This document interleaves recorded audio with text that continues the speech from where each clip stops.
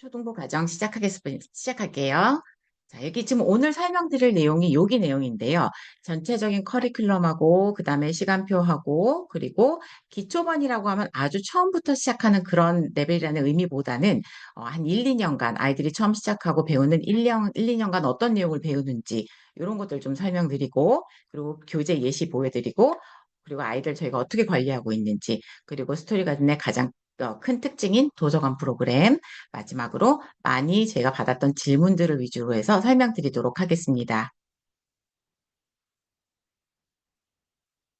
전체 커리큘럼을 보시면 제가 지금 아이들이 처음 1학년, 2학년 요때쯤 시작해서 나중에 이제 대입이나 어떤 수능이라는 그런 큰 목표 요런 것까지의 길을 이렇게 하나의 길로 이렇게 표현을 해봤는데 이 표현을 하면서 각각의 단계에서 아이들이 어떤 걸 배우는지 간략하게 좀 나열을 해봤어요. 이렇게 보시면 처음에 이제 1학년을 시작을 한다고 보시면 1학년, 2학년은 주로 영어에 대한 어떤 흥미, 그리고 자신감을 부여해주고, 그리고 탄탄한 기본기, 그리고 제일 중요한 거는 학습 태도와 공부하는 방법이라던가 독서 습관 이런 것들을 형성해 주는데 어떤 초점을 맞추고 수업을 진행하고 있습니다. 그리고 나서 아이들이 조금 좀 할 수 있게 되는 단계가 되면 3, 4학년에는 이제 독서 능력도 배양하고, 그리고 배경 지식도 확장하고, 그리고 자기가 할 수 있는 그런 아웃풋들도 좀 해보고 이런 단계가 시작이 되고요. 그리고 고학년으로 가면 갈수록 좀 빠른 것 같다고 생각이 드실 수 있지만 어쨌든 조금씩 이제 입시에 가까워지는 프로그램으로 변화하게 됩니다. 그래서 5학년 이후부터는 영역별 능력을 강화하는 프로그램으로 변화하게 되고, 그리고 6학년이 되면은 어, 예비중이라고 해서 예비중반으로 구성이 별도로 편성이 돼요. 그래서 중등 대비가 본격적으로 시작이 됩니다.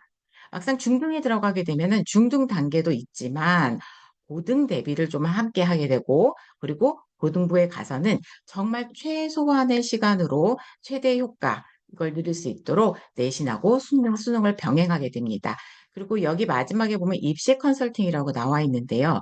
이게 제가 하는 그런 설명회들은 주로 이제 입학 설명회라던가 프로그램 설명회에 해당하는 거고요. 그리고 저희 이제 제휴회사인 컨설팅 대신교육 컨설팅 대표님께서 입시 설명회를 주기적으로 해주세요. 그래서 주기적으로 들으시면서 아이들에게 필요한 것들 지원해 주시면 됩니다. 그리고 물론 중등에서의 학습 컨설팅이라던가 고등에서의 입시 컨설팅까지 같이 해주고 계시니까 그거까지 쭉 이어서 처음부터 아이들이 이제 대학을 가는 그 시기까지 영어 교육은 쭉 이어진다고 보시면 돼요. 지금은 정말 시작에 불과하죠. 처음이니까. 자, 여기 보시면, 자, 여기 요 화면을 보시면 저희 아이들이 대략적으로 어떤 걸 배우는지 좀 나열을 해봤어요. 여기 좌측에 보시는 이런 허브, 플라워, 트리, 메스터 이것들은 저 아이들의 단계를 얘기하는데 그 단계를 묶어서 크게 이렇게 보여주는 거예요. 처음에 이 허브 단계라는 게 지금 설명회를 들으시고 계시는 그런 아이들의 해당하는 해당하시는 단계가 될 텐데, 여기 단계에서 배우는 것들 오른쪽에 쭉 나열이 되어 있고, 플라워 단계에서는 이제 조금 더 고학년, 허브가 초등 저학년이라면 플라워 단계는 초등 고학년, 트리 단계부터는 예비중부터 시작하는 입시 단계라고 보시면 될 것 같아요. 그리고 여기 허브 단계를 조금 자세하게 설명을 드리면 처음 시작하는 허브 단계에서는 아이들이 할 수 있는 게 좀 많지 않아요. 파닉스, 그다음에 뭐 주제별 활동이라던가 스토리북 이런 것들이 이제 기본적으로 이어지는데 여기에서 시작해서 조금 더 아이들이 의사 표현을 할 수 있게 되면 크리티컬 리딩도 들어가고 non-fiction도 들어가고 그래머 라이팅도 들어가고 그리고 익스텐시브 리딩이라고 하는 것은 이제 제 다독에 해당하는 건데 저희 학원의 도서관 프로그램으로 진행이 이제 되고 있어요. 이런 부분까지 점차적으로 한 단계부터 시작해서 한 단계 한 단계 아이들이 할 수 있는 게 좀 많아진다고 보시면 돼요. 근데 처음 단계에서는 할 수 있는 것들이 적기 때문에 얘를 더 세분화시켜요. 파닉스도 뭐 소리를 배우는 시간이 있으면 듣고 얘를 문자화시키는 시간도 별도로 만들어 보고 회화도 반복적으로 하고 원어민 선생님하고도 하고 한국 선생님하고도 하고 다양한 수업으로 좀 많이 구성을 해서 아이들이 지루함을 느끼지 않으면서 좀 반복적으로 많이 노출될 수 있게 프로그램을 구성하고 그다음에 조금 더 아이들이 할 수 있는 게 많아지면 이제 저희가 해보고 싶은 것들을 아이들한테 많이 시키게 되는 거죠. 그래서 이제 플라워 단계만 들어가도 본격적인 저희 컨텐츠 수업이 가능해요. 컨텐츠 수업이라는 거는 영어 자체를 가르치는 것도 있지만 그 지문을 통해서 배우게 되는 그런 내용도 아이들이 배우면서 배경 지식도 확장할 수 있게 되거든요. 그래서 그런 부분에 좀 초점을 맞춰서 좀 많이 확장이 되는 확장 단계라고 보시면 돼요. 그 뒤에 트리나 메서 단계는 이제 조금 더 오히려 옆으로 넓게 가는 것보다는 깊이 있게 배우는 영역별 수업이라고 보시면 될 것 같습니다. 그리고 저희 이 방금 보여드린 허브 단계, 플라워 단계, 트리 단계, 메스터 단계를 저희가 이 안에 또 이렇게 세분화를 시켰어요. 근데 이 단계가 모두 끝나야 다음 단계로 넘어가는 게 아니라 아이들마다 시작하는 시기도 다르잖아요. 1학년에 시작하는 아이들도 있고 4학년에 시작하는 아이들도 있어요. 그러면 1학년에 시작하는 아이들은 저희가 이제 앞으로의 계획이나 그런 단계도 관리 방법도 조금은 달라지고 3학년에 시작하는 아이들은 또 학습 목표가 조금씩 달라지거든요. 그래서 그것을 구분하기 위해서 저희가 이렇게 반 이름을 조금 세분화시켜 놓은 거예요. 그리고 이 플라워 단계로 가면 옆에 있는 숫자가 보이실 텐데 이거는 렉사일이라고 부르는 저희 리딩 지수거든요. 이거는 뒷부분에 도서관 수업 하시면서 설명드리면서 좀 자세하게 설명드리도록 할게요. 시간표 먼저 보시면서 전체 시간표인데 어떻게 이제 아이들이 수업을 하는지 좀 한번 대략적인 개념을 좀 설명을 드릴게요. 여기 2시 30분에서 3시 50분에 이 80분간 들어오는 아이들이 1학년하고 2학년 아이들이에요, 초등. 그래서 이 아이들은 80분 수업을 어, 주 5회를 하게 돼요. 월, 화, 수, 목, 금 주 5일을 오는데 이 80분을 한 선생님이 쭉 하시는 게 아니라 40분씩 1교시, 2교시로 나눠서 2교시 수업을 하고 주 5회 일주일에 10교시 수업을 하게 되는 거예요. 그런데 이 10교시가 학교처럼 구성이 된다고 보시면 돼요. 월요일 1교시에는 회화도 한번 하고 화요일 날은 숙제도 도와주고 매일매일 다른 수업으로 이렇게 구성이 되어 있어요. 그래서 이 구성에 관한 이제 내용들도 조금 이따가 설명해 드릴 텐데 이렇게 매일매일 수업을 하면서 아이들이 지루함을 느끼지 않고 그리고 저희 입장에서는 좀 많이 시킬 수 있는 그런 어떤 수업 방식이거든요. 그래서 저희가 지금까지 해왔던 수업 방식으로 이렇게 1, 2학년 수업, 그 다음에 3, 4학년 수업 이런 것들을 좀 구성을 하고 있어요. 그럼 여기 3시 50분에서 5시 50분 단계 여기를 보시면 월수금반이 있고 화목반이 있는데요. 이 화목반에서 지금 설명이 신청하신 분들도 보시면 1학년 분들도 계시지만 3학년에 처음 시작하는 아이들도 있거든요. 그런 아이들은 시간대가 여기에 해당이 돼요. 그런데 이 시간이 40분씩 3교시로 나눈 120분 수업이에요. 3학년들은 조금 아이들이 컸기 때문에 이제 죄송합니다. 저희 집에 강아지가 짖고 있어서. 그래서 이 40분씩 120분 수업을 3교시로 나눠서 1교시, 2교시, 3교시 이렇게 다른 수업을 구성하게 돼요. 그래서 여기 1학년 시간대, 3학년에서 5학년 아이들 시간대, 그다음에 5학년 아이들 이상의 시간대 이렇게 세 타임으로 보통은 구성이 되어 있고 화목에는 중등부가 완벽하게 이제 중고등부가 수업을 많이 하고 있어요. 그런데 이 저녁 타임에 해당하는 것들은 그래도 나중에 요 시간 됐을 때 자세하게 설명을 드리지만 요 마지막에 보시면 7시 50분에서 8시 30분 사이에 40분씩 더 들어가 있는 저녁 타임 3부 수업에서는 디텐션과 부스팅이라는 수업이 이제 별도로 진행이 되는데 이건 나머지 학습과 보강 수업, 질문 시간 이런 것들이 포함이 돼요. 이런 것들은 이제 나중에 찬찬히 들으시면 되고 요 앞에 해당하는 1학년 저학년 기초 단계 그리고 3, 4학년 기초 단계 수업에 관해서 조금 더 자세하게 설명드리겠습니다.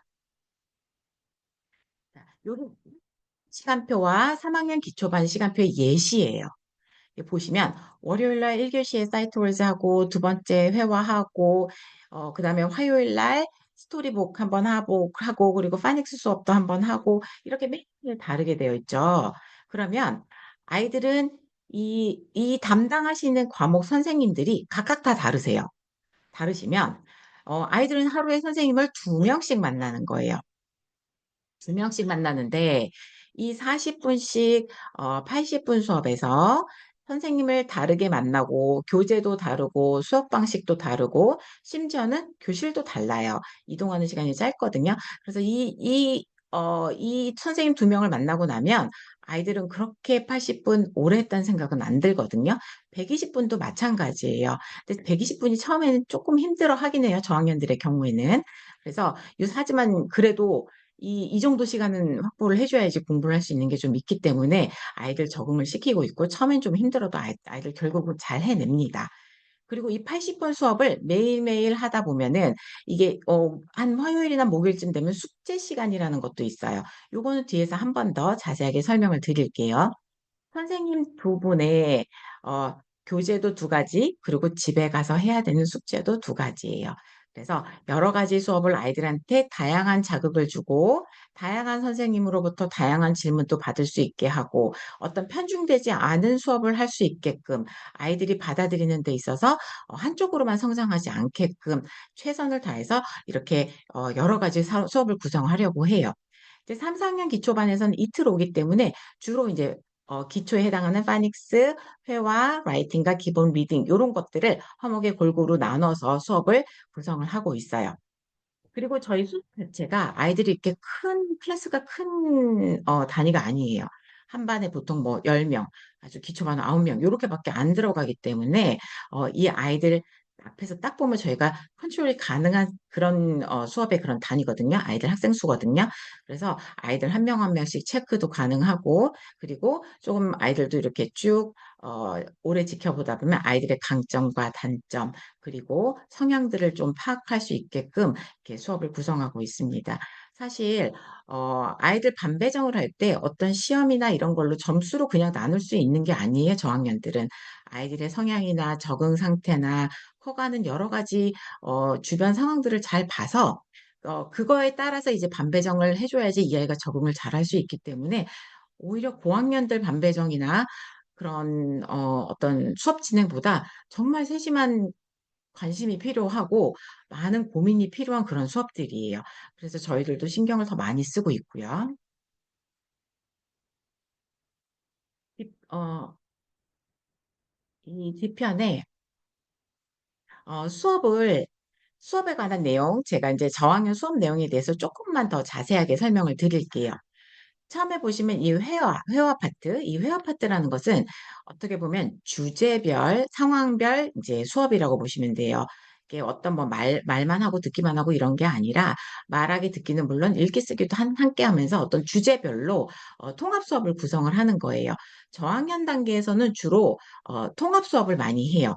고학년으로 가면서 스킬을 분리해서 조금 더 구분을 하긴 하지만 저학년에서는 아이들을 뭐 리딩을 가르치면서도 회화도 하고 듣고 말하는 것도 하고 쓰기도 하고 읽기도 하고 이렇게 통합 수업을 많이 한다고 보시면 돼요. 이 회화 시간은 주로 어떤 상황별 회화가 많이 들어가요. 그 상황에 관한 뭐 학교면 학교에 관한 단어, 뭐 컬러면 컬러에 관한 단어, 거기에 관한 질문과 대답 이런 것들이 같이 병행이 되는 거예요. 그리고 파닉스와 사이트월드 이거는 이제 기초 단계에서 많이 들어가는데 읽기 쓰기 어휘 확장으로 연결되는 파닉스 수업으로 이 문장을 읽게 하려면 이 파닉스의 룰만 가지고 되는 게 아니라 사이트월드 수업을 병행을 해줘야지 문장을 읽을 수 있거든요. 그래서 문장을 읽을 수 있게끔 만들어주는 수업이에요. 근데 저희가 스토리가 댄스 좀 많이 강조를 하는 거는 한 번만 하진 않아요. 파닉스를 어, 좀 듣고 받아 쓰는 것도 파닉스고 문자를 보고 음성화 시키는 것도 파닉스거든요. 그래서 이 양방향을 좀 원활하게 할 수 있도록 양방향을 다 이렇게 강조를 하는 게 저희 파닉스 수업이에요. 그래서 이 단계를 파닉스 끝나고 리딩하고 뭐 스피킹하고 이렇게 가는 게 아니라 이 파닉스 수업을 하면서도 회화도 하고 그리고 스토리북도 하고 그러면서 이제 조금씩 과목의 일부로서의 파닉스를 좀 장기적으로 한다고 보시면 될 것 같아요. 마지막에는 어휘 확장까지 같이 시키고요. 그리고 아이들이 조금씩 읽을 수 있고 어휘가 조금씩 늘어나고 아주 쉬운 문장부터 이해를 할 수 있게 되면 이제 크리티컬 리딩이라는 이 리딩 수업이 들어가는데 이 리딩에서는 뭐 보통 미국 교과서 지문이라던가 주제별로 나온 그런 텍스트가 제공되는 그런 교재들이 있어요. 그런 교재들을 사용해서 원어민 선생님 시간에는 영어를 읽고 내용에 대해서 물어보고 대답하는 인터랙티브 리딩을 하고, 그리고 바이링구얼 선생님 시간에는 그때 못한 그런 단어라던가 정확한 단어 뜻이라던가 그다음에 문장의 의미라던가 테스트라던가 그래머라던가 이런 걸 또 백업을 해주는 시간이 별도로 있어요. 그래서 이제 철저하게 아이들이 감으로만 가지도 않고, 그리고 또 그냥 추측으로만 배우지 않을 수 있게끔 정확하게 잡아주도록 노력하고 있습니다. 그리고 이 가이디드 리딩에서는 처음에는 아이들이 읽는 것 자체가 힘들기 때문에 반복적으로 읽고 그다음에 자주 연습해서 유창성과 내용 이해를 향상시킬 수 있게 구성을 해서 많이 연습을 시켜요. 그러다 보면 어느 순간에 아이들이 독립적으로 할 수 있는 독서 능력을 갖게 돼요. 책을 혼자서 읽고 내용을 이해하고 그리고 영어로 물어보면 그 내용에 대해서 기억해서 대답할 수 있는 그런 독서력을 갖게 되거든요. 그러면 이제 저희 도서관 수업으로 이어지는 거예요. 그래서 이 가이디드 리딩이 그 도서관 수업에 아주 기초가 된다고 생각하시면 될 것 같아요. 그리고 저희 리딩에서 픽션의 수업과 넌픽션의 수업은 아예 다른 리딩 스킬을 요구하기 때문에 저희 수업에서 좀 구분해서 가르치고 있어요. 픽션은 처음 들어갈 때 이제 애기들한테는 좀 요즘은 뮤지컬 수업을 하고 있거든요.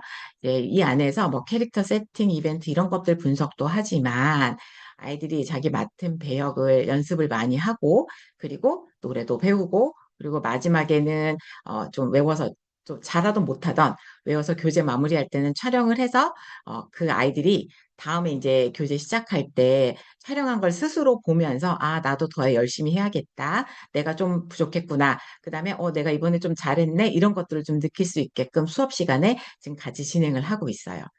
요 수업을 하면서 아이들이 좀 재미를 느끼는 아이들이 많은 것 같더라고요. 그래서 저학년에서는 저희가 좀 이제 뮤지컬 위주로 하고 있고, 고학년에 가게 되면 클래식 작품을 좀 하고 있어요.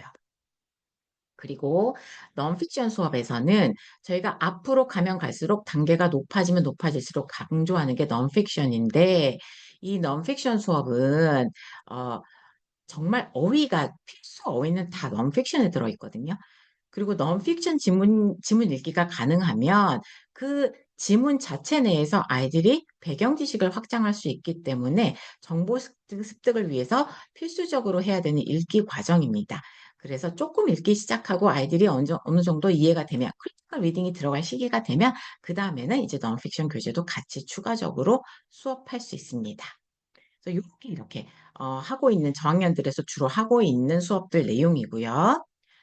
그리고 여기 아까 제가 조금 더 자세하게 설명드린다고 했던 이 홈워크 가이드 시간 매일 반에만 있어요. 매일 오는 아이들은 일주일에 10교시라는 수업 시간을 저희한테 이제 주어지기 때문에 이 10교시 안에 한 타임 딱 40분만 주어지는데 이때는 학습 가이드를 제시해주는 숙제 지도를 하고 있어요. 그러니까 언어 시험이 힘든 아이들이 있고, 그리고 집에 가서 본인이 안 듣고 엄마한테 모른다고 하는 아이들이 되게 많거든요. 근데 숙제는 자기가 해야 돼요, 결국은. 어머님이 도와주셔서 한 숙제가 아니라 내가 수업을 듣고 어떻게 하는지도 알아듣고 그리고 집에 와서 내가 스스로 할 수 있어야 되거든요. 그런데 1, 2학년 때는 이제 엄마의 힘을 너무 많이 빌리게 되면 앞으로도 계속 도와주셔야 돼요. 아이들도 수업을 더 열심히 듣지도 않고요.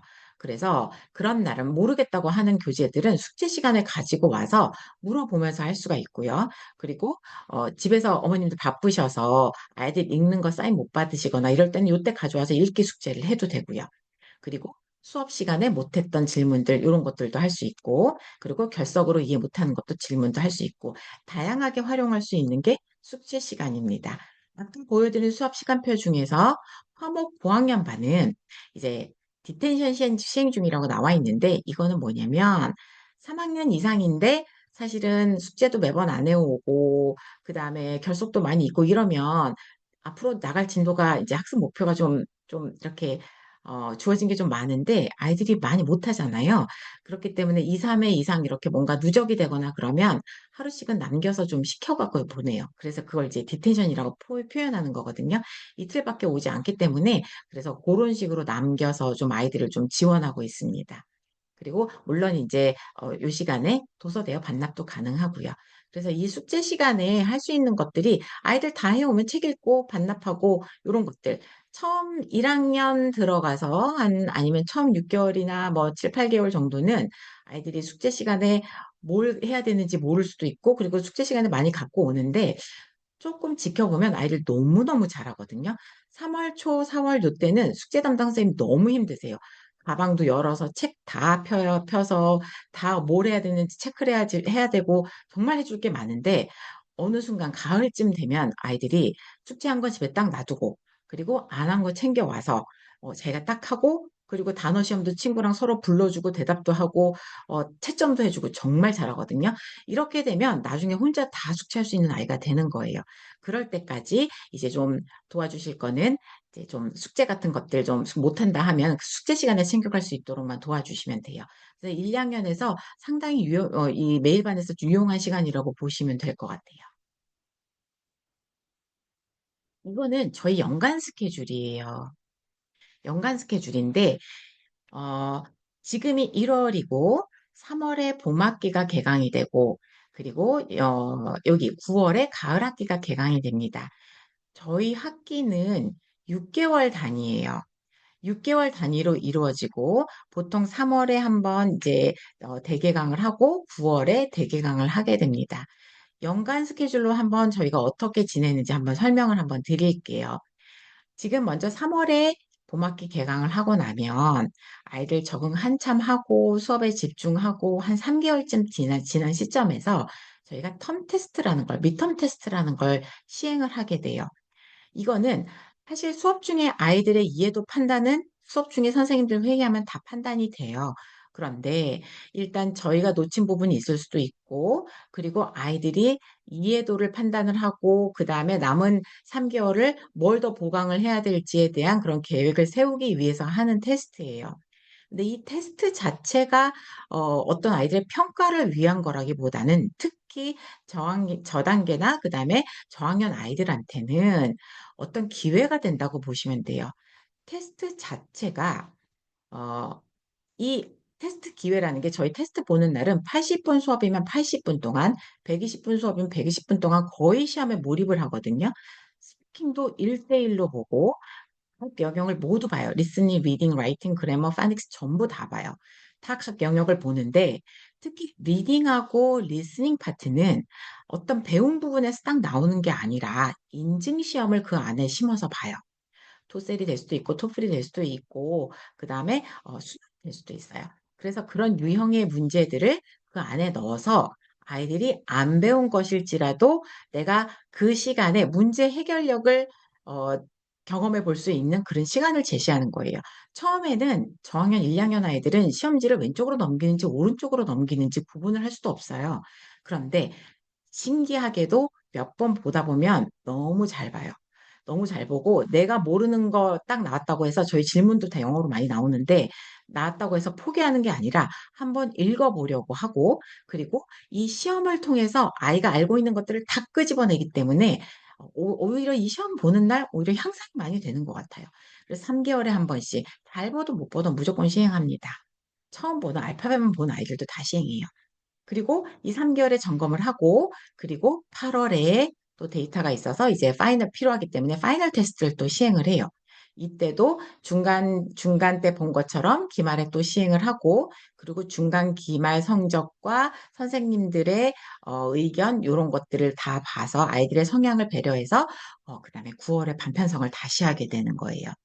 물론 이제 3월 학기 때 들어오고 나서 이제 3개월 있다 보면 아이가 들어올 때 입학 테스트랑 너무 달라서 조금 변경을 해야겠다라고 싶은 아이들도 있어요. 그럴 때는 이제 3개월 지나고 반변경을 하기도 하고, 그리고 일반적으로는 6개월 있다 반변경을 해요. 그리고 또 11월에 되면 2학기 텀 테스트를 보고, 그리고 다음 해로 넘어가서 1월 말, 사실은 저희 다음 주 월화가 파이널 테스트거든요. 이 2학기 파이널 테스트는 조금 당겨서 봐요. 왜냐하면 2월 달에 반배정이 조금 빨리 이루어져야 되기 때문에 2학기 파이널 테스트는 1월 말에 봅니다. 그래서 이렇게 연간으로 테스트와 그다음에 개강 종강이 이루어지고 그리고 월로 본다면 매일반은 월 20회, 화목반은 월 8회, 월수금반은 월 12회 기준의 학사 일정이 운영이 되는데 어떤 달에는 또 뭐 명절이 끼고 그러면 좀 줄 수도 있고 어떤 달에는 좀 늘어날 수 있잖아요. 그러면 수업 일수에 따라서 이제 기준 수강료에서 변동된 수강료로 안내를 드리고 있습니다. 그래서 이게 저희 1년의 스케줄이에요. 사실 지금 1월인데 1월 중순쯤에 항상 이렇게 설명회를 하는데 이 설명회 하고 나면 정신 차리고 보면 다음 설명회예요. 1년 너무 빠르고 그리고 이렇게 한 해 한 해 보내던 1년이 저희가 지금 올해 16년, 17년 차거든요. 이게 금방 세월이 지나서 아이들 1학년 언제 시작했냐 싶게 이미 대학 가 있고 졸업하고 군대 가고 그래요. 그래서 어머님들도 부모님들께서도 생각보다 이 세월이 되게 빨리 간다라는 거 이제 앞으로는 느끼실 수 있을 것 같습니다. 다음에는 좀 교재를 좀 보여드릴게요. 이게 처음 단계에서 들어가는 교재의 메인 교재들 몇 가지만 뽑았어요. 이런 시중 교재들도 있고 그리고 저희가 만든 그런 교재들도 있어요. 워크북이나 프랙티스북 같은 것들은 그런 것들은 추가로 하되 이제 뭐 샘플 같은 것들은 좀 보여드리면 좋을 것 같아서 몇 가지 뽑아봤습니다. 교재에서 하나 더 설명드릴 거는 이 교재가 정해져 있는 건 아니에요. 저희가 지금 1월 중에도 각 출판사에서 신간들을 받고 있거든요. 그러면 출판사에서 신간들 받은 걸 보고 저희가 선생님들하고 상의해서 좋다고 느껴지는 신간들은 리딩 교재 같은 경우는 항상 새로운 지문을 아이들이 읽을수록 좋기 때문에 이런 것들은 많이 변화가 있어요. 그래서 매년 같진 않습니다. 그리고 지금까지 했던 그런 수업 방식이라던가 수업 내용 이런 것들을 바탕으로 해서 학생들을 또 아이들을 어떻게 관리하는지 그것에 관해서 좀 설명을 드려볼게요. 사실은 저희가 한 분을 가르치는데 과목이 워낙에 많이 들어가다 보니까 선생님들이 많이 투입이 되거든요. 7명, 8명 정말 여러 선생님이 들어가세요. 가능한 한 시간표에서 원어민 선생님도 여러 분 계시면 그 원어민 선생님 다 넣으려고 애를 써요. 다양한 선생님을 만나볼수록 아이들은 좋으니까 그래서 많은 선생님들을 구성을 하게 되는데 그 모든 선생님한테 여쭤봐도 아이들을 모르시는 선생님은 아무도 없어요. 수업하시는 아이들은 모두 파악하고 계십니다. 그중에서 영역별 대표 강사는 있어요. 팀장급 강사들께서 이제 뭐 문법이면 문법, 그리고 뭐 리딩이면 리딩 그런 헤딩 스피킹이면 스피킹 이렇게 강사들 대표 강사가 있어서 그 영역별로 관리도 하면서 프로그램도 모니터하고 수업 방식도 그 영역 담당이기 때문에 어떻게 하면 수업 방식을 조금 더 개선을 할지 이런 것들에 대한 고민을 항상 하세요. 그리고 개선을 하고 그리고 그걸 또 이제 공유하고 이렇게 해서 대표 강사 관리가 되고 그리고 아이들을 보면서 이 반 아이들은 이렇게 수업해 주세요 이런 말을 하세요. 그러면 이 아이들은 문법을 가르치는 데 있어서 조금 아직은 애기들이니까 여기까지 요 단계 그리고 요런 방식으로 수업해 주시면 좋습니다. 요런 것들을 연구를 해서 공유를 하신다고 보시면 돼요. 그리고 또 그 여러 선생님 중에 한 선생님이 담임 선생님이세요. 담임 선생님이라는 거는 내가 수업을 해서 아이들을 성향도 파악하고 어떤 아이인지도 이미 알고 계시지만 어, 일단 어머님하고 통화하시는 채널이라고 보시면 돼요. 아이한테서 이제 어떤 문제가 생기거나 뭐 교재를 계속 안 갖고 왔어요. 숙제가 계속 안 돼요. 이러면 이제 저희 이제 회의 시간에 이런 얘기가 나오거든요. 그럼 이제 그걸 이제 담임 선생님께서 모니터 해놨다가 아이랑도 얘기하고 어머니하고 상의하고 이런 담임 교사가 또 따로 있어요. 그리고 또 행정팀에서도 아이들 생활 관리라고 하죠. 그래서 생활 관리, 위험한 내용들이나 사실은 저희한테서 제일 힘든 게 가르치는 부분이 아니거든요. 가르치는 건 저희가 이제 너무 오랫동안 쌓인 노하우나 이런 것들이 있기 때문에 다양한 방식을 이렇게 시도하는 거는 절대 어렵지 않은데 갈수록 더 힘든 것들이 아이들의 생활 관리예요.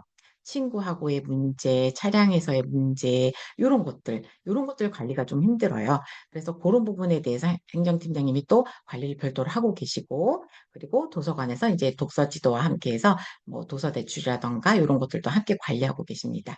그래서 다양한 저희가 뭐 3way라고 이렇게 표현하긴 했지만 사실은 더 다각도로 아이를 관찰하고 있어요. 왔다 갔다 하는 중간에도, 그리고 아이들이 문제 생기면 다 어디에나 선생님들이 다 있기 때문에 어떤 선생님한테 얘기를 해도 선생님들 다 해결해 주실 수 있게끔 다 이제 만들어 놨습니다.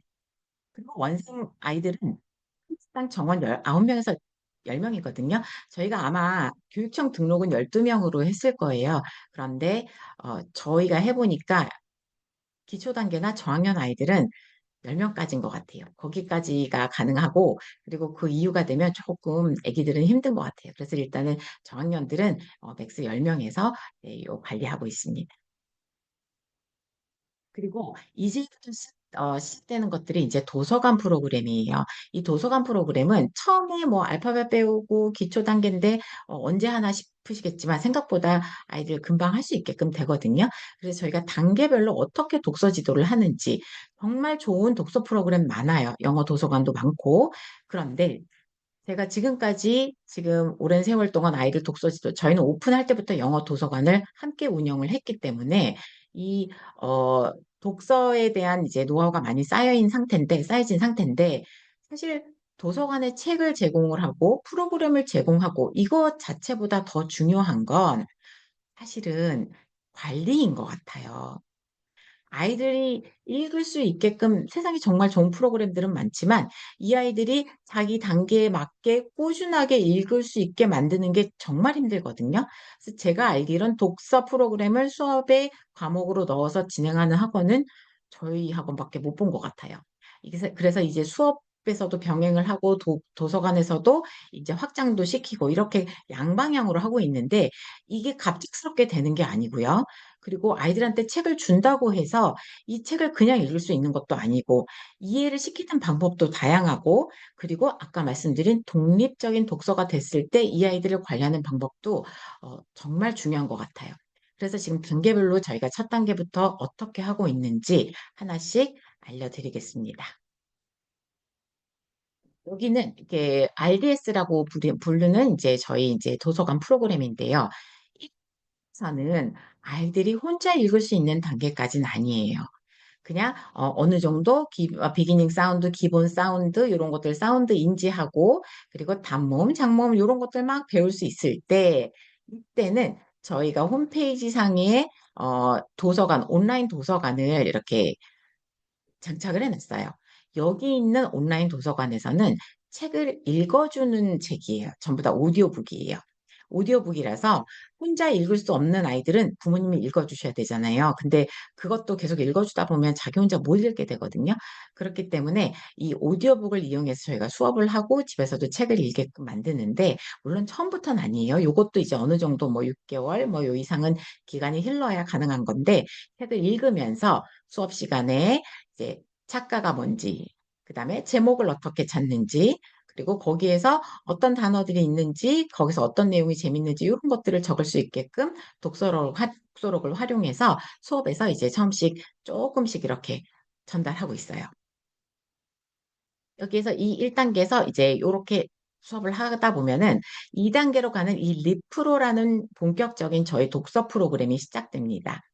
요거는 한 1학년에서 시작된다고 하면 8년 2학년 2학기 이쯤이면 가능한 것 같아요. 물론 아이들마다 편차는 있지만, 이 리프로라는 본격적인 프로그램에서는 리딩 로그를 통해서 독서 기록을 작성하는데 주로 어휘에 포커스를 맞춰서 작성을 하게 합니다.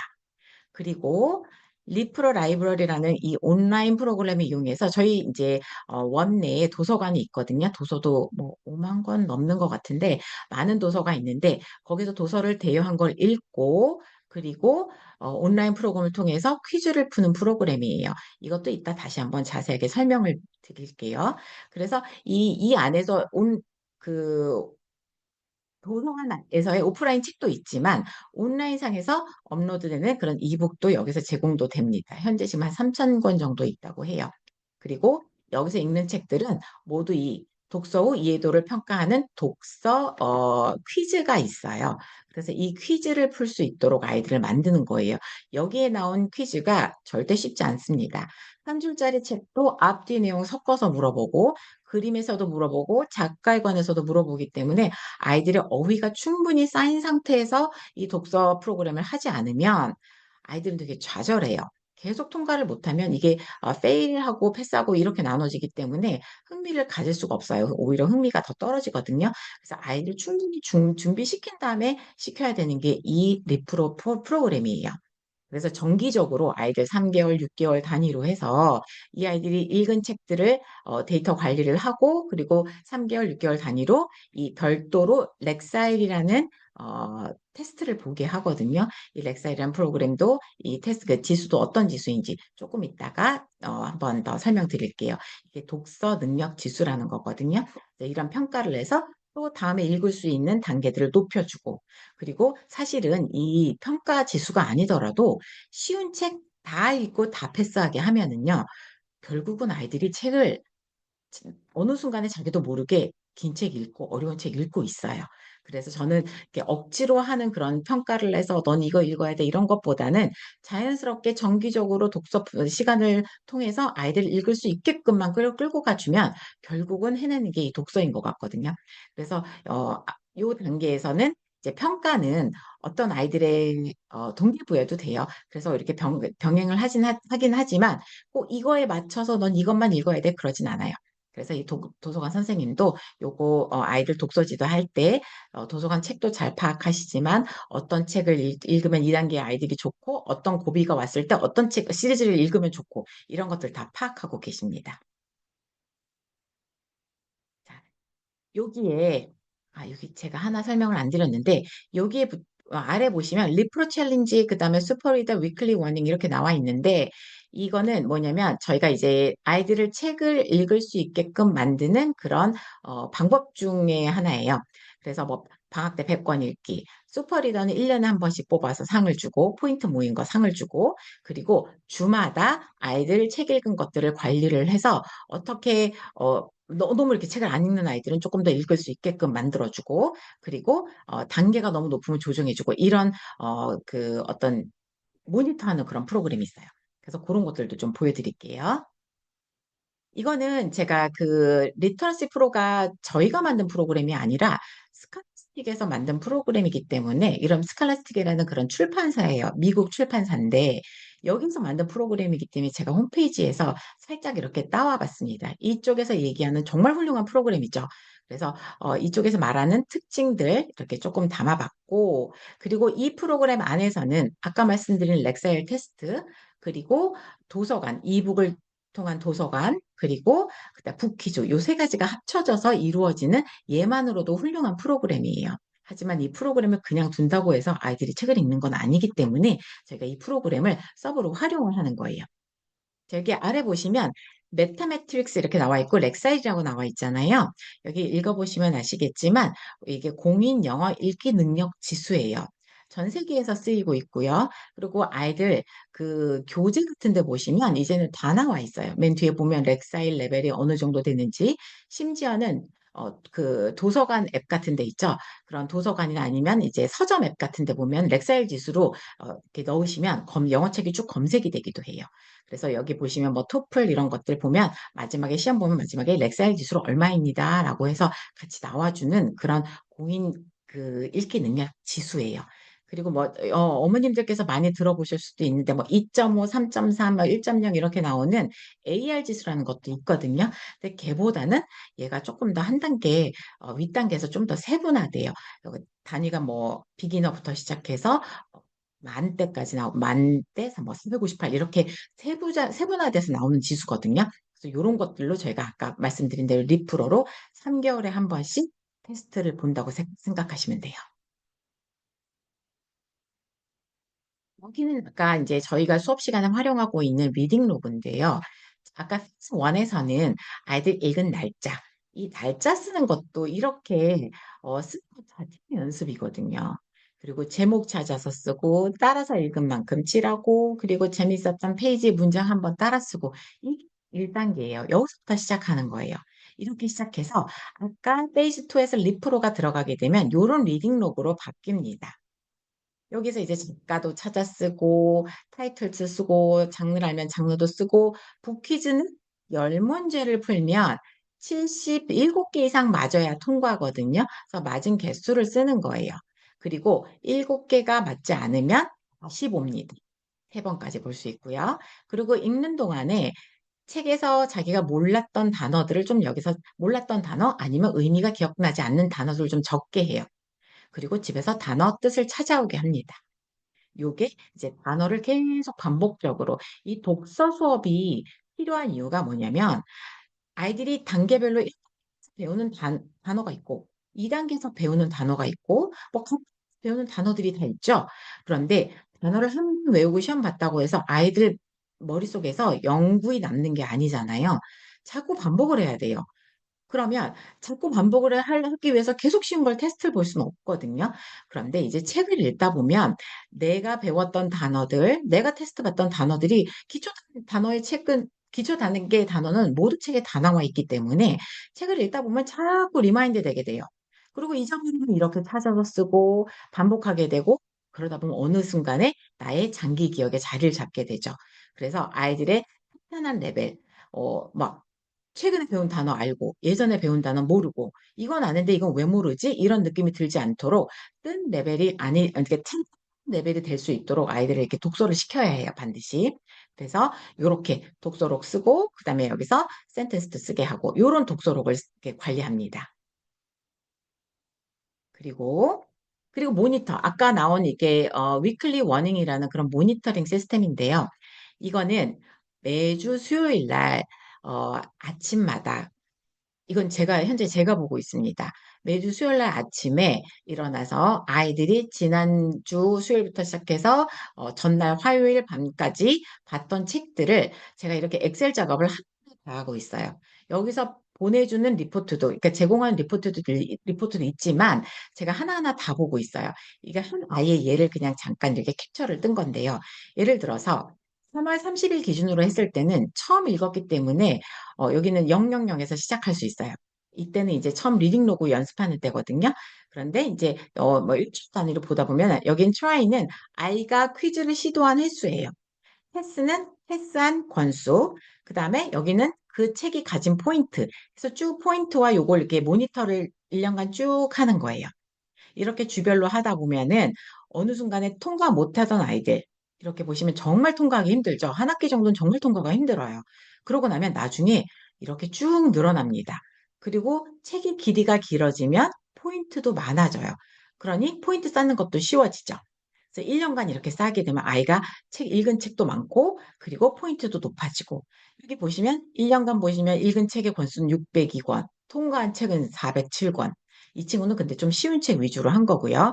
그리고 기초 단계 아이니까 현재 획득한 포인트는 410포인트, 통과율 69%. 이게 다 분석이 되는 프로그램이에요. 그리고 또한 제가 이제 수요일에 모니터링 하는 거는 아이들에 대한 이런 데이터도 있지만 자기 레벨에 맞는 책을 읽었는지 챕터북 읽어야 되는 아이들이 뭐 정말 몇 단어 없는 그런 책 읽기도 하거든요. 그래서 그런 것들을 다 조사를 해요. 조사를 해서 그렇게 너무 쉬운 책, 가끔가다 한 번은 눈 감아주지만 너무 쉬운 책을 읽으면 그 기록 삭제합니다. 그래서 이제 매주 관리하는 프로그램이에요. 보시면 저희한테 제공되는 프로그램 상의 데이터예요. 그래서 렉사일 지수도 나오고 읽은 권수도 나오고 통과한 그런 책도 나오고 그리고 조금 더 아이들마다 개별로 다 들어가면 어떤 책을 읽어서 몇 점을 받았는지도 다 나와요. 그래서 그걸 이제 제가 관리하는 거예요. 그리고 연간 데이터도 이렇게 관리할 수 있고요. 이것들을 다 제공을 해주는 거예요. 이 사이트에서 이제 제공을 해주지만 2차적으로 데이터를 저희한테 맞게 관리를 해서 3주 연속 저희가 일주일에 리프로 하는 아이들은 일주일에 3포인트를 기본으로 하거든요. 3포인트가 뭐 3주 이상 안 됐다 이러면 이제 별도로 독서 보강이 이루어집니다. 따로 와서 책 읽어야 돼요. 그래서 포인트 쌓아놓고 가고 이렇게 하다 보면 그냥 자연스럽게 일주일에 챕터북 한 권 통과하는 수준의 책 읽기는 습관적으로 할 수 있게끔 만들어요. 이렇게 되기까지 진짜 장기 기간이거든요. 그래서 이렇게 관리를 하면서 지금까지 아이들을 이제 키워왔고 독서를 이렇게 이렇게 많이 할 수 있게끔 만들어 왔습니다. 그래서 요 독서 프로그램까지 설명을 다 드렸고, 그리고 이 아까 말씀드렸던 첫 단계에서 이 독서 프로그램이 되기까지 한 1년 반 정도 걸린다고도 말씀드렸어요. 그래서 이제 제가 상담을 하면서 많이 받았던 질문들 위주로 먼저 설명을 드리고, 이외에 또 설명이, 그 또 질문하시고 싶은 내용은 또 채팅창으로 해주시면 제가 답변 드릴게요. 처음에 많이 하신 질문 1번이 이거예요. 숙제 종류와 양은 얼마나 되는지. 근데 저희가 숙제가 특히 저단계, 매일반 이런 단계 아이들은 숙제가 많지 않아요. 숙제하는 시간은 정말 1, 20분이면 되거든요. 하지만 걸리는, 그러니까 앉힌 시간, 집에서 숙제해라라고 얘기해서 앉을 때까지가 한 30분인 것 같아요. 그래서 숙제 종류, 양 이런 거 정말 어렵지 않고 질적으로도 했던 거 복습 숙제 외에 예습은 거의 내지 않아요. 저학년은 정말 없다고 보시면 돼요. 그렇기 때문에 수업만 잘 듣고 오면 잘할 수 있는 양이에요. 그럼에도 불구하고 못하겠거나 그러면 숙제 시간에 가져오면 되고요. 하루에 매일반의 경우에는 정말 20분 이내면 충분하다고 보시면 돼요. 그리고 가정에서 도와줘야 하는 것들은 어, 뭐냐면 숙제할 때 스스로 할 수 있는 방법. 가방 챙기는 거. 저희가 매일매일 다른 수업을 하니까 교재가 다르잖아요. 그럼 하지만 교재 앞에 다 써드려요. 요일, 그 다음에 뭐 가져오는 책들 이런 것들 다 이렇게 이제 써드리면 그거 따라서 음, 그리고 그것 따라서 아이들을 어떻게 챙기면 되는지 이런 것들 하나씩 보시면 돼요.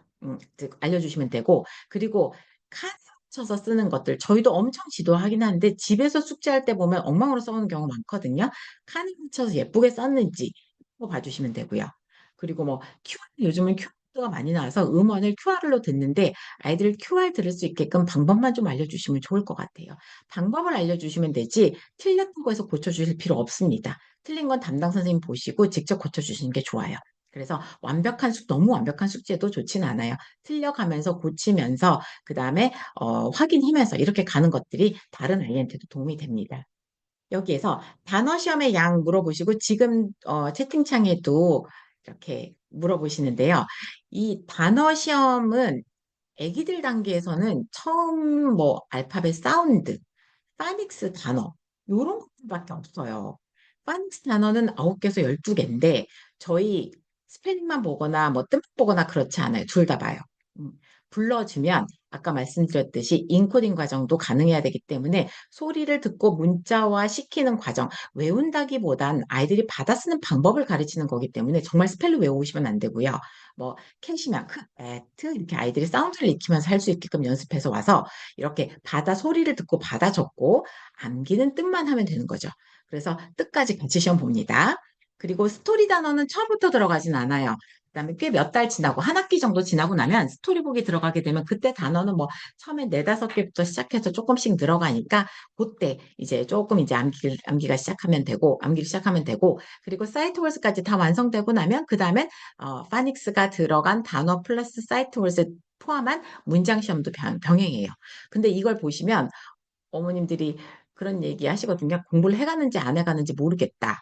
그게 왜 그러냐면 저희가 외워오는 걸 원하는 게 아니라 소리를 듣고 받아 쓰는 거를 가르치기 때문에 그냥 아이들이 한 번 정도, 한두 번 정도 써보면 그냥 와서 쓰거든요. 그렇다 보니까 별로 공부 안 하는 것처럼 느껴지시는데 이거는 아이가 알았다는 거예요. 룰을. 읽는 방법도 알았고 소리를 듣고 문자화시키는 방법도 알았다는 거예요. 그렇기 때문에 아이들 앞으로 늘어나는 중고등에서 배워야 되는 그런 몇백 개의 단어들도 가능하게 되는 이유가 여기에서부터 시작하는 것 같아요. 이게 탄탄하지 않은 아이들은 스펠링 자체를 외워야 되기 때문에 너무너무 힘들고요. 그리고 스펠링 자체를 외워놓은 아이들은 어차피 기억이라는 건 얼마 지나면 없어지거든요. 헷갈리기 시작해요. 그렇기 때문에 소리를 듣고 받아쓰게끔 처음부터 가르치는 게 정말 중요합니다. 한 방향으로만 읽기만 가능하고 쓰기만 가능하고 이런 것들은 어, 사실 의미가 없고 양방향이 다 가능해야 돼요. 저희가 숙제 시간에 아이들 친구끼리 짝지어서 단어 시험 보게 하거든요. 그거는 뭐 때문에 그러냐면 받아쓰기만 하는 아이들도 있어요. 못 읽어요. 받아는 쓰는데 그런 아이들도 있어요. 그런 것들을 막게 하기 위해서 이렇게 짝지어서 제대로 읽게 하고 그리고 제대로 받아쓰게 연습시키는 거예요. 집에서도 그렇게 도와주시면 되고요. 그리고 이게 완전 기초반도 원어민 선생님 수업하냐고 많이 물으시더라고요. 네, 합니다. 알파벳부터 시작하는 아이들도 원어민 선생님 수업 뭐라고 하는지 하나도 못 알아듣겠고 선생님도 정말 힘드세요. 그래도 해요. 신기하게도 2, 3개월만 지나면 아이들 알아들어요. 아, 가방 싸라는 말이구나.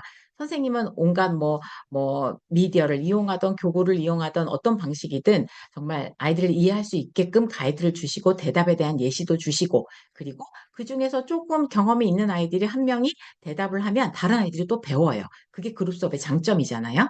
그렇기 때문에 그러면서 이제 확장이 되는 거예요. 그래서 처음부터 원어민 선생님 수업 진행합니다. 그리고 결석식 보강은 어떻게 되나요? 물어보시는데, 사실 개인적인 사유로 결석했을 때 개별적으로 한 명 한 명 보강하거나 환불하거나 이건 어려워요. 하지만 매일 반의 경우에는 숙제 시간을 활용하기도 하고, 그리고 이런 경우 있어요. 목요일만 들어있는 수업인데, 이번 주 목요일도 어쩔 수 없는 상황에서 이번 주 목요일도 빠지고 다음 주 목요일도 빠져야 돼요. 그런 경우는 아이가 그 과목에서만 한 3주 차 이렇게 되면 아이가 되게 디프레스 되고 그 수업에 집중을 잘 못하게 되거든요. 그런 경우에는 앞에 걸 좀 시켜서 가는 게 좋아요. 그럴 때는 이제 저희가 보강이 가능한 시간이 있어요. 뭐 보강하느라고 정규 수업에 지장을 주면 안 되기 때문에 보강이 가능한 시간을 팀장팀하고 이렇게 상의하시면 그 시간에 보강을 해서 수업을 보냅니다. 그리고 요거 6번 요거 언제부터 보내는 것이 좋을까요? 시작을 언제부터 하는 것이 좋을까 많이 고민들을 하시더라고요. 근데 제가 지금 오랜 시간 저희 아이들이 이제 1학년에 들어오면 고등학교 졸업할 때까지 12년을 다닌 아이들도 많고, 그리고 10년 이상 되는 아이들이 정말 비율적으로 많은데, 그 아이들을 봤을 때 절대적으로 시작일이 중요한 것 같진 않아요. 언제 시작하던 간에 아이가 준비됐을 때 시작하지만 시작 시기보다도 중요한 거는 시작했을 때 약간 강도 있는 수업으로 그리고 시작한 이상은 쉬면 안 되는 것 같아요. 꾸준히 하는 게 제일 중요하고 시작, 어, 배우면서 아이들이 살짝 어려움을 느끼는 정도? 요 정도가 요거는 괜찮은데 요 과목은 조금 어려워. 이런 정도는 돼야지 그래도 배우는 게 있는 거거든요. 이게 이렇게 아이가 향상을 하고 배우는 게 있고 뭔가 생각 받아들일 때 아이들은 힘들다고 느끼기 때문에 그럴 때는 강도 있는 수업 약간의 아주 심한 정도는 아니지만 약간의 강도는 있어야 된다고 봐요. 너무 재밌게만 왔다 갔다 해도 남는 게 없을 수도 있거든요. 그래서 저는 사실 이 80분의 시간 주 5회, 120분의 시간 주 2회, 영어에서 이거 하지 않고 예체능이나 다른 거 하게 되면 정말 많이 배울 수 있잖아요. 그런데 이만큼의 시간을 투자를 했으면 그래도 아이한테 뭔가 남는 거, 결과적으로 뭔가 도움이 되는 게 반드시 있어야 된다고 생각하거든요. 저희 선생님들도 다 그런 생각을 하기 때문에 회의할 때마다 아이들이 뭔가가 성과가 없거나 뭐가 느는 게 없다고 느낄 때는 진짜 스트레스를 많이 받아요.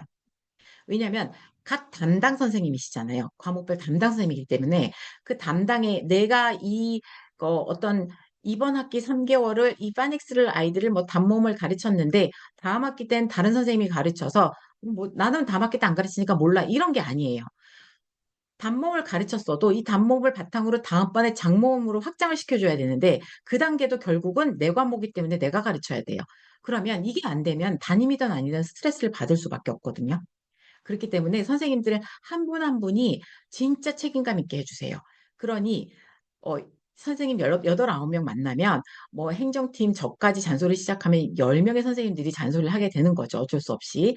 그래서 정말 많은 관심과 많은 애정을 받고 아이들이 크고 있는 거예요.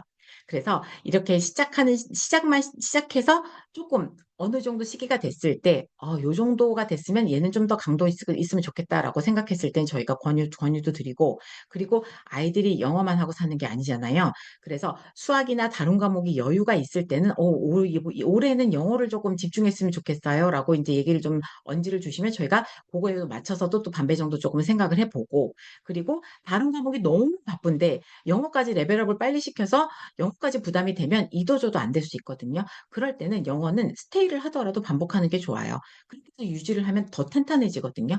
그래서 그런 것들을 잘 활용해서 아이들, 막 제일, 크는데 조금 속상한 경우가 그런 거예요. 너무 영어를 저학년에 많이 시켰어요. 그러고 보니 영어의 투자한 시간이 너무 많아서 다른 과목을 못했어요. 그럼 고학년이 돼서 수학, 과학 하느라고 영어를 그냥 놓더라고요. 놓으면 그 과목 하다 보면 또 영어는 어느 순간 또 떨어져 있어요. 그럼 또 영어를 해야 되고, 그럼 또 다른 과목 떨어져 있고, 이게 정말 악순환이거든요. 그럴 때는 아이는 아이대로 힘들고 부모님은 본인대로 노력하셨는데 성과가 없을 때가 너무 많아요. 아이들이 특히 너무 많이 지치기도 하고. 그래서 이 밸런스를 유지하면서 장기적으로 끝까지 가는 게 진짜 중요한 것 같아요. 그래서 부모님의 주관과 아이들 다른 스케줄하고 맞추셔가지고 강도나 레벨은 좀 상의를 중간중간 해주시면 좋아요. 처음에는 뭐 아니지만. 그래서 시작 시기는 어떤 시작 절대적인 시기가 좋다, 나쁘다 이거보다는 시작한 이상 약간의 강도가 있고 두 가지 원칙, 그다음에 시작한 이상 멈추지 않고 꾸준히. 저는 이 두 가지 원칙을 고수합니다. 그리고 온라인 숙제가 별도로 있나요? 라고 많이 물으시는데 온라인 숙제는 없습니다. 온라인 숙제라고 하는 거는 아까 리프로 들어갔을 때 퀴즈 풀어 오는 거, 책 읽기, 그다음에 이북 읽는 거 이런 보조 도구로서는 활용을 하는데 어떤 숙제 체크나 숙제량을 늘리기 위한 온라인 수업은 하고 있지 않아요. 그리고 개인적으로는 너무 많은 그런 노출은 컴퓨터나 이런 노출은 별로 좋지 않은 것 같아서 온라인은 그렇게 많이 하고 있지는 않습니다. 독서에만 보조 도구로 사용한다고 생각하시면 돼요. 그리고 원어민 선생님 수업에서 영어만 사용하시나요? 라고 질문 많이 하시는데, 당연히 그렇습니다. 근데 한국인 선생님 파트에서 학습적인 상황들을 또 아이들 질문 다 받아주실 수 있어요. 그리고 원어민 선생님들도 한국에서 살고 있기 때문에 이 아이들 파악 다 하세요. 예를 들어서 뭐, 이 아이가 막 뭐 어떻게 갑자기 뭔가 아파 보인다던가 화장실을 가고 싶다던가 아이가 그 말을 못해도 물론 제가 가르치긴 하지만 그런 부분은 어느 정도 파악해서 케어하시고 그리고 원어민 선생님 계신 곳에는 항상 그 밖에 선생님들이 다른 선생님들이 계시기 때문에 도움도 요청하시고 정말 전달에 대한 내용이 있으면 정말 안 되면 행정실로 오셔서라도 얘기하시고 아이들한테 전달하게 해요. 그렇기 때문에 걱정 안 하셔도 됩니다. 그리고 아이가 잘 못 따라갈 때는 어떻게 도와주시나요? 라고 이렇게 물어보시는데 아이가 다 똑같지 않잖아요. 똑같지 않아서 일단 적응 기간까지는 기다려줄 필요가 있어요. 한 달 했는데 한 달 가르친 만큼 한 달 똑같이 나오지 않거든요. 적응하는 시기는 아이들마다 다르고 그리고 결국 시간이 지나가면 아이들 다 적응하거든요. 하지만 조금 도와주긴 해야죠. 있는데 적응을 못하는 거는 기다려주면 되지만 못하는 경우는 부모님과 방법을 찾는 거예요. 아이들은 어떠냐면 단어 시험 나는 5개 중에 나는 하나 틀렸고 얘는 다 맞았으면 나는 못하나 봐라고 얘기를 해요. 그렇기 때문에 그런 경우 담임 선생님한테 얘기를 해서 아이가 조금 자신감 잃을 것 같으면 어머니께 조금만 더 도와주세요라고 말씀도 드리고 그리고 이제 뭐 단기 보충 방법도 찾는다던가 아니면 다음 학기 반 구성할 때 이 아이가 이 반의 리더가 될 수 있는 그런 레벨의 반을 구성을 한다던가 이런 식으로 다양한 방식으로 좀 세심하게 살펴본다고 생각하시면 될 것 같아요. 그리고 이제 많이 문의하시는데 차량에는 지도 선생님 다 계시고요. 기사님도 별도로 계시고 그리고 차량은 저희가 3월은 아이들 시간대가 전체가 다 바뀌는 때고 그리고 완전히 새로운 친구들도 많기 때문에 그렇기 때문에 2월 초부터 등록을 해서 2월 중순부터는 차량 작업에 들어갈 거예요. 그래서 2월 말경에 최종 노선과 담당 차량 선생님 연락처 이런 것들이 개강 직전에 어머님들께 이렇게 문자 드리고 그리고 조정할 거 조정하고 이렇게 해서 이게 공지가 나갈 예정입니다. 일단은 제가 다 설명 다 한 다음에 또 받을게요. 학사 일정은 아까 설명했다시피 이렇게 이제 기준을 가지고 좀 조정이 되고요. 그리고 차량이 이렇게 등하원 장소가 매일 다르거나 변동이 잦으면 사고가 생길 위험이 있어서 그건 좀 지양 부탁드리고요. 그리고 개강 후에 1, 2주는 저희가 차량 선생님도 아이들 얼굴 다 모르고 아이들도 선생님을 잘 파악하지 못하기 때문에 저희가 다 파악해서 출발을 해요. 그래서 개강 후 1, 2주까지는 좀 차량 출발 시간 자체가 확인 후 출발 1시간 늦어질 수 있어요. 그래서 그때까지는 조금 적응할 때까지는 그건 양해 부탁드리고 그리고 개강 직후에는 정말 많은 문의가 있기 때문에 내가 힘들 수 있어서 그때는 카카오톡을 통해서 문의 주시면 별도로 드리겠습니다. 그리고 교재는 일주치가 한꺼번에 다 나가지 않아요. 그래서 하루에 뭐 한두 권씩 이렇게 나가니까 가정에 이제 책꽂이를 영어학원 교재용으로 별도로 해주시면 거기에 이렇게 쭉 꽂아놨다가 아이가 해당 일에 뽑아서 오고 그다음에 전날 뭐 보면서 수업 숙제 준비하고 시험 준비하고 할 수 있거든요. 그래서 그런 공간 만들어 주시면 좋을 것 같아요. 그래서 보통은 요즘은 QR 사용하긴 하지만 혹시 CD 플레이어가 안 되면 이제 음원 요청하시면 보내드리고요.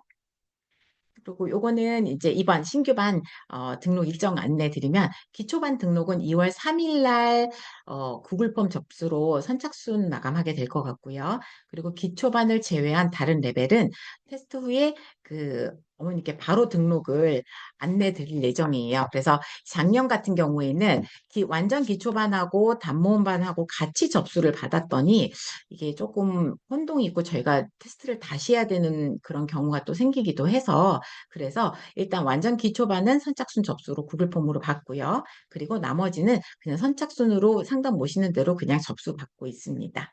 그리고 재원생 형제 등록 기간 별도로 있고 3개강이 반하고 매일반은 3월 4일 날 개강을 하고요. 월수금반은 3월 5일 개강입니다. 여기까지 제가 이제 준비한 잠시만요.